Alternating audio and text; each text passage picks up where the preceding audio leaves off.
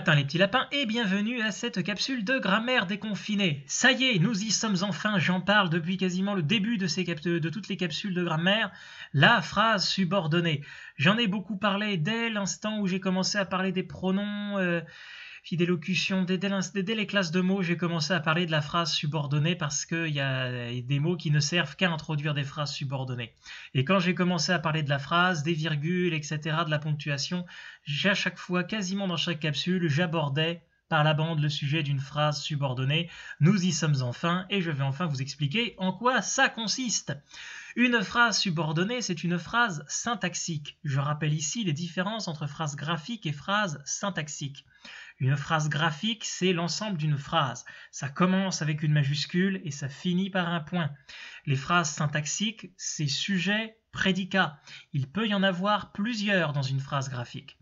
Donc la phrase subordonnée, c'est une phrase syntaxique, ce n'est pas une phrase graphique en elle-même. Ça ne peut pas être une phrase graphique en elle-même. La phrase subordonnée étant toujours subordonnée à une autre phrase syntaxique plus importante qu'elle, elle ne peut pas exister toute seule. Prise toute seule, une phrase subordonnée n'a strictement aucun sens. La phrase subordonnée dépend toujours d'une autre phrase syntaxique dans la même phrase graphique qui est plus importante qu'elle. C'est le principe du mot subordonné. Rappelez-vous, voyez les références avec l'armée ou une entreprise très hiérarchisée. On a toute une construction hiérarchique, c'est-à-dire vraiment organisée avec des gens placés au-dessus des autres en termes de responsabilité. Dans l'armée, il y a des officiers qui ont des sous-officiers ou des soldats qui leur sont subordonnés. Et dans une entreprise, nous avons un patron, des cadres, des responsables qui ont en dessous d'eux des employés qui leur sont subordonnés. Est-ce que la structure existe sans la subordonnée? Absolument pas. Si vous enlevez les employés, si vous enlevez les soldats de base, la structure de la hiérarchie, la structure de l'armée ou de l'entreprise s'effondre. La subordonnée est souvent essentielle à la phrase. C'est comme ça que vous pouvez vous en rappeler. Mais d'un côté, vous prenez des soldats tout seuls, sans officier, ils ne servent pas à grand-chose, parce qu'ils manquent d'une vue d'ensemble de la situation. Comme vous prenez des employés, qui soient sur une chaîne de montage ou avec un travail particulier à faire, s'il n'y a pas au-dessus d'eux des cadres, un système de comptabilité, etc., pour faire tourner l'entreprise, pour donner du sens à l'entreprise puis au travail de chacun, ça ne tient pas non plus.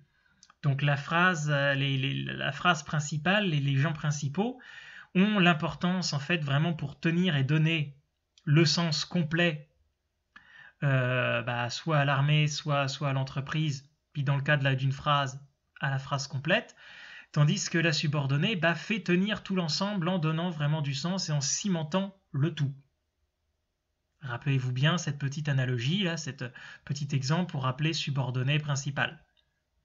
Donc je donne un exemple, Charlotte qui est très fatiguée n'a pas pu venir, j'ai mis la phrase subordonnée en gras, c'est qui est très fatigué. Si vous prenez qui est très fatigué tout seul sorti du contexte, ça n'a aucun sens. Mais dès l'instant où c'est inclus dans une phrase qui est Charlotte n'a pas pu venir, là ça prend tout son sens et ça ajoute une explication qui est quand même relativement essentielle à la compréhension de la phrase. Charlotte n'a pas pu venir parce qu'elle était très fatiguée. Charlotte qui est très fatiguée n'a pas pu venir. Donc voilà pour un petit peu la présentation de base de ce qu'est une subordonnée. Là maintenant je vais donner un certain nombre de notions, de mots précis que je vais utiliser dans toutes les capsules suivantes. Car une phrase subordonnée peut avoir en fait plusieurs fonctions. Et chacune de ces fonctions est elle-même suffisamment importante et suffisamment variée pour se mériter à elle seule une capsule. Comme vous allez vous en rendre compte dans les prochains jours, ça va être ma prochaine série de capsules. Et une fois qu'on aura fait le tour des différentes fonctions des subordonnées, eh bien ma foi, on aura pas mal fait le tour en grammaire de la construction d'une phrase. Mais pour comprendre toutes les prochaines capsules, ça va prendre un certain nombre de notions que je ne m'amuserai pas à répéter à chaque fois. Tout d'abord, la phrase matrice. La phrase matrice, c'est la phrase graphique, c'est la phrase au complet, qui contient la principale et la subordonnée. Charlotte, qui est très fatiguée, n'a pas pu venir. Envers la principale, en gris, la phrase subordonnée. La matrice contient tout. La matrice est un univers en soi qui contient l'ensemble des choses, les patrons, etc., les patrons, les dirigeants et les subordonnés, plus ou moins au courant de ce qu'ils font d'ailleurs. C'était la référence cinématographique du jour. Voilà, donc phrase matrice, phrase graphique, c'est l'ensemble principal plus subordonné. À propos de phrase principale, vous la verrez aussi parfois appelée la phrase enchâssante. Dans beaucoup de manuels et d'exercices aujourd'hui avec la nouvelle grammaire, on l'appelle comme ça. La phrase enchâssante. Ceux qui sont familiers avec l'ancienne grammaire, cherchez pas plus loin, c'est ce que l'on appelait la phrase principale. Enchâsser, ça signifie insérer, inclure, mettre dans quelque chose. Là où on l'utilise le plus souvent, c'est en bijouterie. Vous avez souvent une pierre qui est enchâssée dans une bague ou dans un collier, c'est le terme exact. Eh bien, phrase enchâssante, c'est la phrase qui enchâsse, c'est la phrase dans laquelle on inclut la subordonnée. C'est la phrase principale. Donc c'est vraiment la phrase la plus importante, la phrase syntaxique la plus importante pour comprendre le sens de la phrase graphique.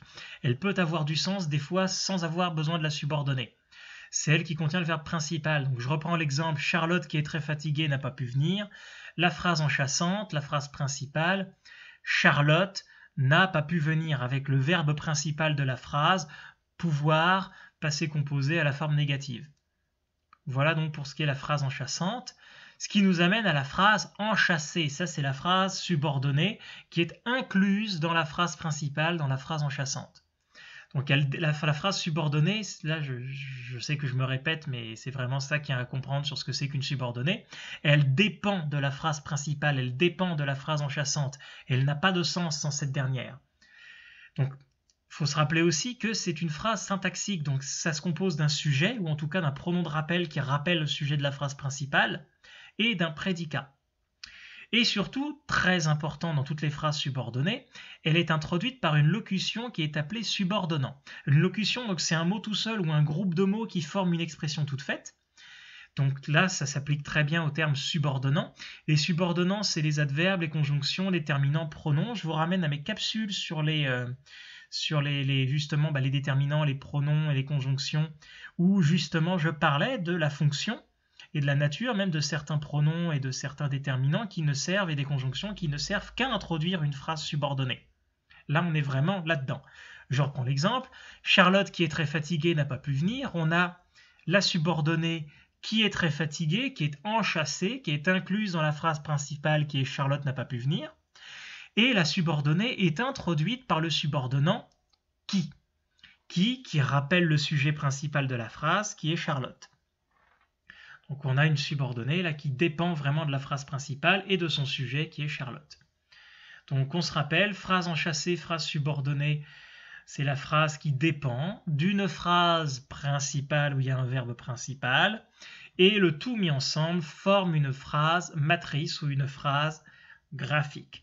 Voilà de ce qu'il y a à retenir de cette introduction à la phrase subordonnée.